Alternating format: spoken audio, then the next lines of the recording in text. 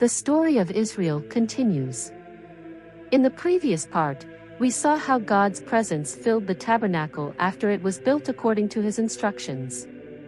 The people had followed all the commands given to Moses, and now, the glory of the Lord rested upon the tent of meeting. A cloud covered the tabernacle during the day, and at night, it appeared as a pillar of fire.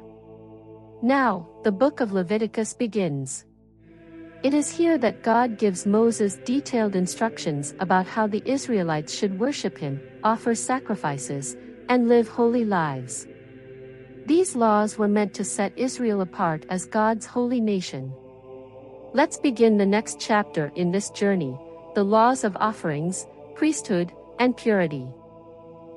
After the great events at Mount Sinai and the building of the tabernacle, God called Moses again. This time, he spoke from inside the tabernacle, giving instructions for how the people of Israel should bring offerings to him. The Lord told Moses, "Speak to the Israelites and tell them, if anyone among you wants to bring an offering to me, let it be from your livestock, either cattle, sheep, or goats." God explained that if someone wanted to offer a burnt sacrifice from their cattle, it had to be a male without any blemish. The person had to bring it willingly to the entrance of the tabernacle, presenting it before the Lord. Then, they had to place their hand on the animal's head, as a way of symbolizing that the offering was for them. This act would make the offering acceptable and bring atonement for their sins. After this, the person bringing the offering had to kill the bull before the Lord. Aaron's sons, who were the priests, would then take its blood and sprinkle it around the altar, which stood at the entrance of the tabernacle. The offering had to be prepared carefully, skinned, cut into pieces, and arranged on the altar. The priests would set fire to the wood on the altar and lay the different parts of the animal on top of the flames. Its inner organs and legs were to be washed in water before being placed on the altar. Everything was then burned as a burnt sacrifice, an offering by fire, with a pleasing smell rising to the Lord. If someone brought a burnt offering from the flocks, either a sheep or a goat, it also had to be a male without blemish. The person would kill the animal on the north side of the altar, and again, the priests would sprinkle its blood around the altar. Just like with the cattle, the animal would be cut into pieces, arranged on the altar, and completely burned as an offering to God. For those who were too poor to bring cattle or sheep, God made a way for them to still present an offering. They could bring a bird, either a turtle dove or a young pigeon. The priest would take the bird to the altar, twist off its head, and burn it there. Its blood would be drained at the side of the altar. The priest would then remove the bird's feathers and crop, placing them in the area where ashes were kept. Finally, the bird's wings would be carefully torn but not completely separated, and the whole bird would be burned on the altar as a sacrifice. These were the laws of burnt offerings, sacrifices made by fire, with a sweet aroma rising to the Lord, showing the devotion of the people. Every offering had to be given willingly, with sincerity, and in the way that God had commanded. It was a way for the people to draw near to God, honoring him and seeking his forgiveness. And so, the Israelites listened carefully, knowing that every offering they brought was a sign of their love and obedience to the Lord. As Moses listened, more instructions were given about how the people of Israel should bring their offerings. This time, God spoke about the grain offering, a special way for people to honor him with the produce of their fields. The Lord told Moses, "If anyone wants to bring a grain offering to me, they must offer fine flour. They must pour oil over it and place frankincense on top. The person bringing the offering would take it to the priests, the sons of Aaron. The priest would then take a handful of the flour, mixed with the oil and frankincense, and burn it on the altar as an offering to the Lord. The rest of the grain offering would belong to Aaron and his sons. Since this offering was given to God, whatever remained for the priests was considered most holy. There were different ways to prepare the grain offering. If someone wanted to bring a grain offering that was baked in an oven, it had to be made without yeast. They could bring either flat cakes made from fine flour mixed with oil or thin wafers spread with oil. If the grain offering was cooked in a pan, it had to be made of fine flour mixed with oil, just like the baked offering. After cooking it, they had to break it into pieces and pour oil over it before bringing it to the priest. There was also another way, cooking in a frying pan.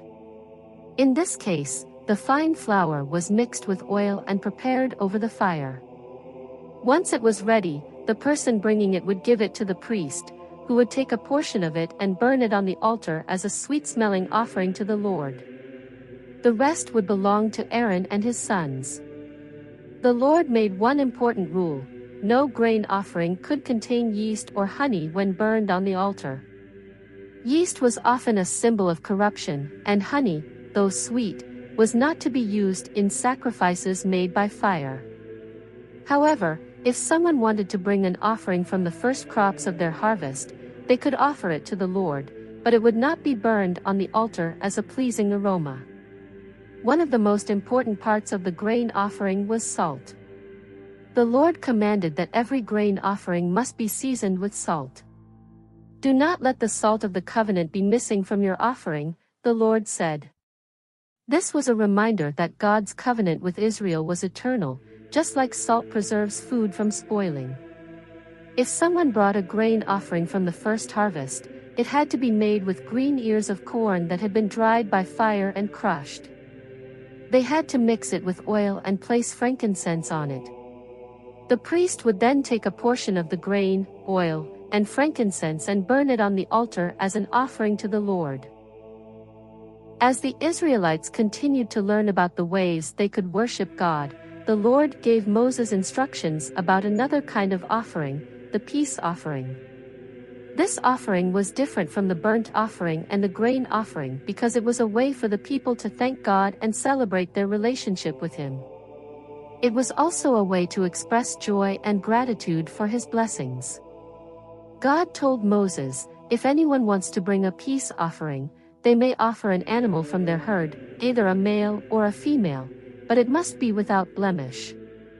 The person bringing the offering would place their hand on the animal's head as a sign of dedicating it to God. Then, they would kill the animal at the entrance of the tabernacle. The priests, the sons of Aaron, had an important role in the peace offering. They would take the animal's blood and sprinkle it around the altar. Then, they would take certain parts of the animal, the fat covering the insides, the kidneys, and a special part of the liver, and remove them. These portions were considered sacred and were to be burned on the altar as an offering to the Lord. The fire would consume them, and the smell would rise as a sweet aroma to God. If someone chose to bring a sheep as their peace offering, the process was the same. If a person wanted to bring a goat instead, they had to follow the same process. God also gave a special command to the Israelites: you must never eat the fat or the blood of any animal. This rule was to be followed forever, for all generations, no matter where they lived. The fat of the offering belonged to the Lord, and the blood, which represented life, was not to be consumed by the people. God gave Moses instructions about a special kind of offering, the sin offering. This was meant for those who sinned without knowing or committed mistakes against God's commandments. When they realized their sin, they needed to bring a sacrifice to make atonement so they could be forgiven. The sin offering for the priest. God told Moses, if a priest, the one anointed to serve me, commits a sin that brings guilt upon the people, he must bring a young bull without any defects as a sin offering. The priest would take the bull to the entrance of the tabernacle, place his hand on its head to symbolize that the sin was being transferred, and then kill it before the Lord. Next, he would take some of the bull's blood into the tabernacle, dip his finger in it, and sprinkle it 7 times before the veil that separated the most holy place. He would then put some blood on the horns of the altar of incense, and pour the rest at the base of the altar of burnt offering. Then, He would remove the fat, kidneys, and part of the liver, just like in the peace offering, and burn them on the altar.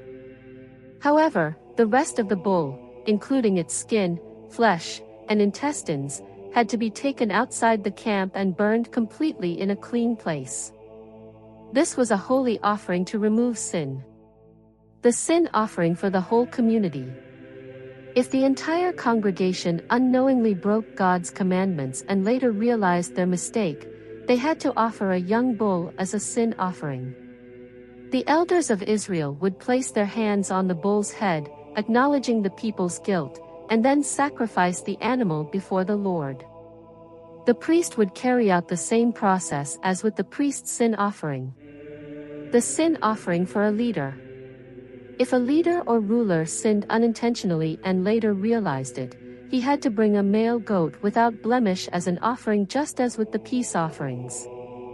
The sin offering for an ordinary person.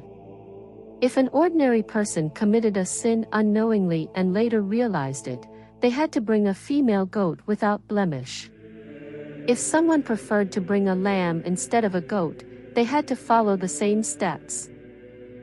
God gave Moses more instructions about what to do when someone sinned unknowingly or committed a wrong against his commandments. There were different ways a person could become guilty, even if they didn't realize it at first. God told Moses, if anyone hears someone swearing to tell the truth but refuses to testify as a witness, they are guilty and will bear their sin.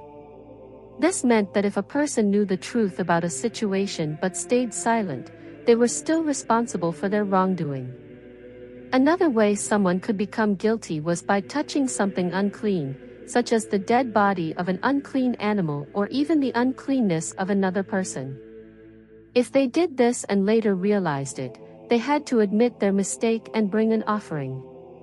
A person could also become guilty if they made an oath, whether to do something good or bad, but later forgot about it. When they finally remembered their promise, they had to confess and make things right with God. How to make atonement. Whenever someone realized they had sinned, God commanded them to confess their wrongdoing. Then, they had to bring a sin offering to the Lord. If they could afford it, they had to bring a female lamb or a young goat from their flock. The priest would offer it as a sacrifice, and God would forgive them. If they couldn't afford a lamb, they could bring 2 turtle doves or 2 young pigeons. One would be offered as a sin offering, and the other as a burnt offering. The priest would perform the rituals, and their sins would be forgiven. If they were too poor to even afford birds, they could bring a small amount of fine flour. The priest would take a handful of it, burn it on the altar, and the rest would belong to him. This would serve as a sin offering, and God would forgive them. Then, God spoke to Moses again, saying, if someone unknowingly sins in matters concerning my holy things, they must make it right. For example, if a person mistakenly misused something that belonged to the Lord, such as not offering the right amount or using sacred items wrongly, they had to bring a perfect ram as a trespass offering. In addition, they had to repay the value of what they misused and add 1/5 more as a penalty. The priest would then make atonement for them, and God would forgive them. Even if someone committed a sin out of ignorance, they were still guilty once they realized it. They had to bring a perfect ram as a trespass offering, and the priest would perform the rituals to cleanse them of their mistake. God reminded Moses, whenever someone sins, even if they did not mean to, they have certainly trespassed against me. God continued to speak to Moses, giving him more instructions about trespasses and offerings. He wanted the people of Israel to understand that their actions had consequences, and when they wronged others, they also sinned against God. If someone sins by lying to their neighbor, taking something that does not belong to them, cheating, or keeping something they found without returning it, they must make it right. If anyone stole, deceived, or swore falsely, they had to return what they took and add 1/5 more to its value. On the same day they returned it, they had to bring a perfect ram as a trespass offering to the Lord. The priest would then offer it, and God would forgive them. After giving laws about sacrifices, God spoke to Moses with more instructions for the priests and the people. The burnt offering. The burnt offering was to burn all night on the altar, and the fire must never go out. Each morning, the priest had to add wood and arrange the offerings. The fire symbolized God's presence and the people's ongoing worship. The grain offering. A priest would burn a portion on the altar, and the rest was for Aaron and his sons. It had to be eaten without yeast and in a holy place. The high priest had to offer a grain offering daily, half in the morning and half in the evening. The sin and trespass offerings. These were sacrifices for sins, handled with great care. The priest who made the offering ate it in a holy place, but if its blood was brought inside the sanctuary, it had to be completely burned. The trespass offering followed the same process, and the priest received a portion. The peace offering. If offered as thanksgiving, the sacrifice included bread and cakes, and the meat had to be eaten the same day. If it was a vow or voluntary offering, the meat could be eaten for 2 days, but any leftovers on the 3rd day had to be burned. Only clean people could eat it. If someone was unclean and ate the offering, they would be cut off from the people. God gave strict instructions about eating. Fat from oxen, sheep, or goats could not be eaten, especially if the animal was used as an offering. If an animal died naturally or was killed by another, its fat could be used for other purposes, but not eaten. Eating blood was strictly forbidden, as blood represented life and was used for sacrifices. Anyone who ate fat or blood would be cut off from Israel. When someone brought a peace offering, they had to bring it with their own hands. The fat was burned on the altar, while the breast and right shoulder were given to the priests. This was a permanent law to provide for the priests, who served in the tabernacle. After giving instructions about sacrifices, God told Moses to consecrate Aaron and his sons. Moses gathered Aaron, his sons, the priestly garments, anointing oil, animals for sacrifice, and the Israelites at the entrance of the tabernacle. Aaron and his sons were washed with water, symbolizing purification. Moses dressed Aaron in sacred garments, a robe and a belt, the ephod and breastplate, with the Urim and Thummim for decision-making, the mitre, headpiece, and golden crown. Moses anointed the tabernacle, altar, and utensils, making them holy. He poured anointing oil on Aaron's head, setting him apart as God's high priest. Aaron's sons were also dressed in priestly garments and prepared for their duties. Moses brought a bull for the sin offering, and Aaron and his sons laid their hands on its head, symbolizing their sins being placed on it. Moses killed the bull, purified the altar with its blood, and burned its fat, kidneys, and liver on the altar. The skin, flesh, and waste were burned outside the camp as commanded by God. A ram for the burnt offering was sacrificed, its blood sprinkled on the altar, and its entire body burned. Another ram was used for consecration. Moses placed its blood on Aaron's right ear, thumb, and toe, showing dedication to hear, work, and walk in God's ways. The same was done for Aaron's sons, and their priestly garments were anointed. They ate the sacred meal and remained in the tabernacle for 7 days, completing their consecration. After 7 days, Aaron and his sons were officially ready to serve as priests. A calf and a ram for Aaron's sin and burnt offerings. A goat, calf, and lamb as the people's burnt and peace offerings. Aaron followed all God's instructions carefully. He offered sacrifices for himself first, then for the people. Blood was sprinkled on the altar, fat was burned, and offerings were waved before the Lord. Aaron lifted his hands and blessed the people after completing the sacrifices. As Moses and Aaron left the tabernacle, suddenly a fire from God came down and consumed the burnt offering on the altar. The people shouted in joy and fell on their faces in worship, realizing God had accepted their offerings. It was a time of great celebration. Aaron and his sons had just completed their first sacrifices, and God's glory had appeared to all the people. Fire had come from heaven, consuming the offerings, showing that God had accepted their worship. But then, something terrible happened. Aaron's two eldest sons, Nadab and Abihu, in their excitement, took their censers, filled them with burning coals, and added incense. However, they did not follow God's instructions and offered strange fire before the Lord, fire that was not taken from the altar as God had commanded. Instantly, a mighty flame burst out from the Lord's presence and consumed them. In a moment, they were dead. The people gasped in shock. Moses turned to Aaron and said, "This is what the Lord meant when he said, 'I will be honored by those who come near me.'" Aaron remained silent, his heart heavy with grief. Moses then called their relatives, Mishael and Elzaphan, to carry the bodies outside the camp.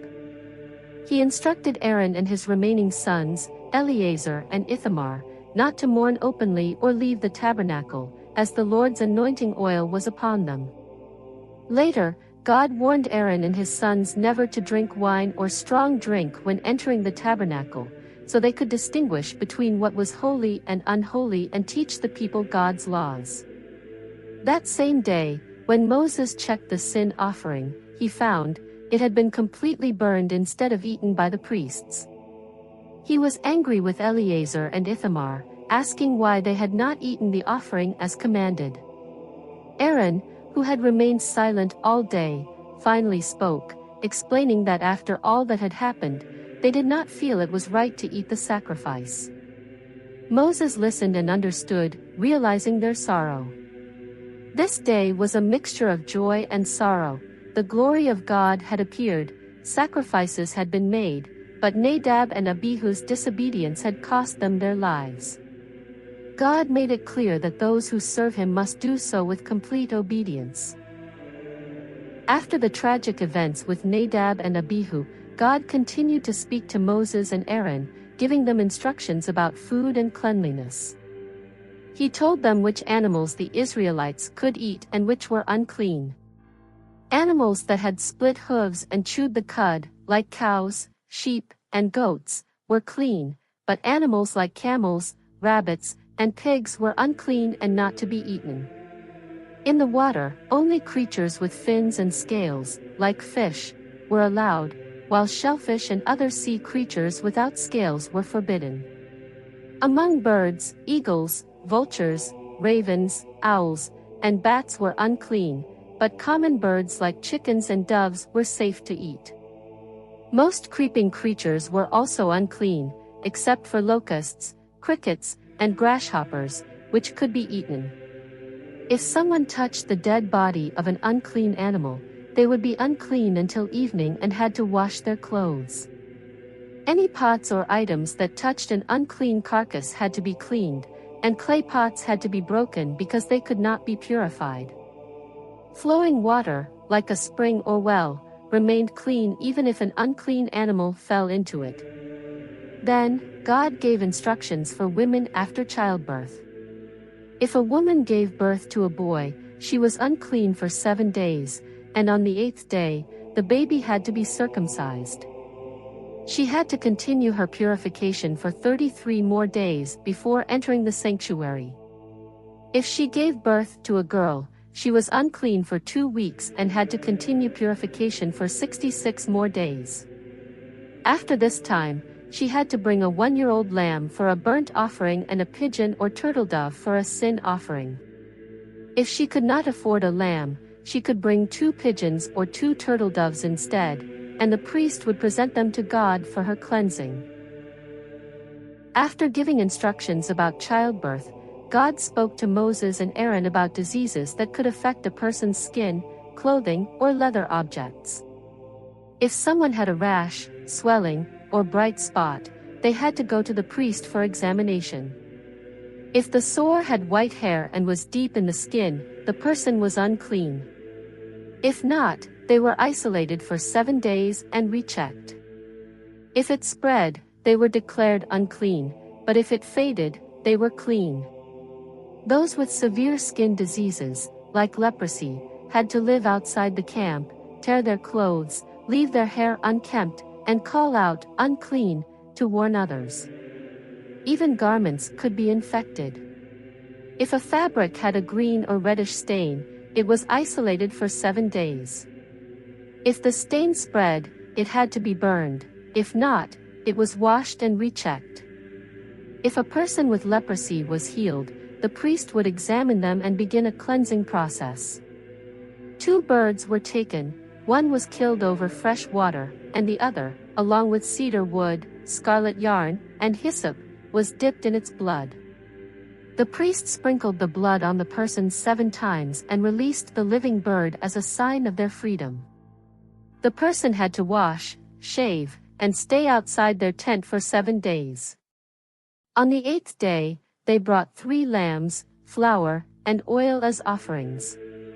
The priest placed blood and oil on their right earlobe, right thumb, and right big toe, then offered sacrifices to make atonement, showing they were fully restored. If they were poor, they could bring 1 lamb and 2 pigeons or turtle doves instead.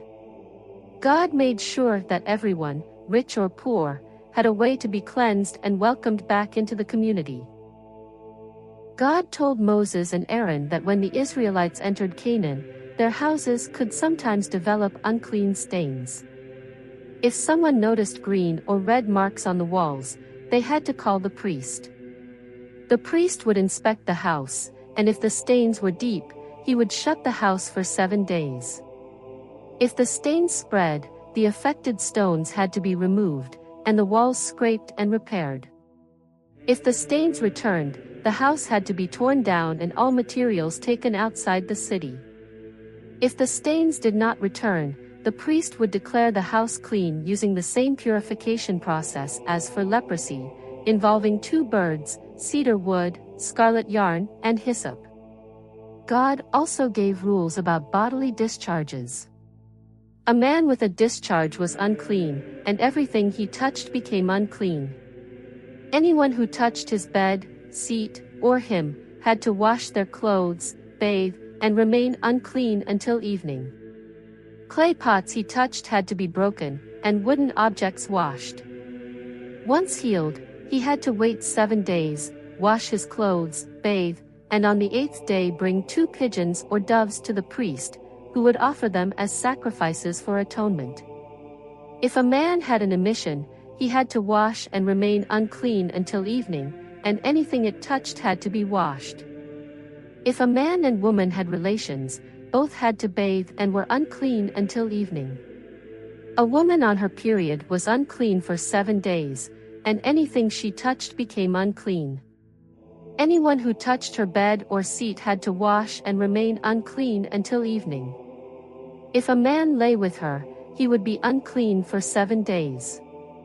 If a woman had prolonged bleeding beyond her normal cycle, she remained unclean as long as it lasted.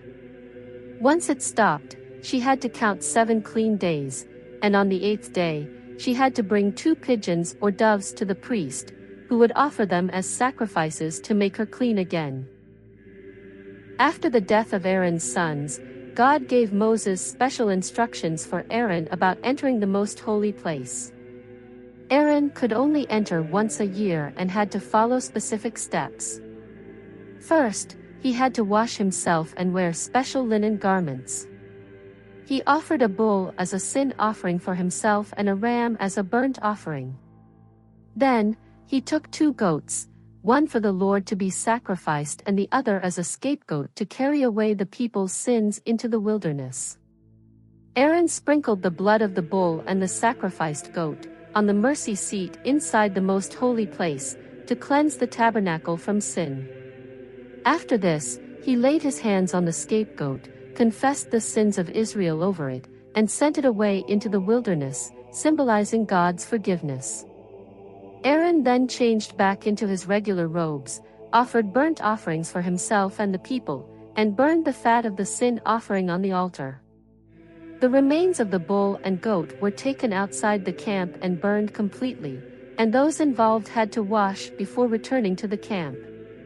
God commanded that this Day of Atonement be observed every year on the 10th day of the 7th month, as a day of fasting, rest, and cleansing for all of Israel. Moses passed on God's instructions, and Aaron obeyed. This became one of the holiest days for Israel, a time of forgiveness and renewal. There is much more to discover in Leviticus, where God's laws guide his people to holiness. Stay tuned for the next part as we continue exploring God's instructions for daily living.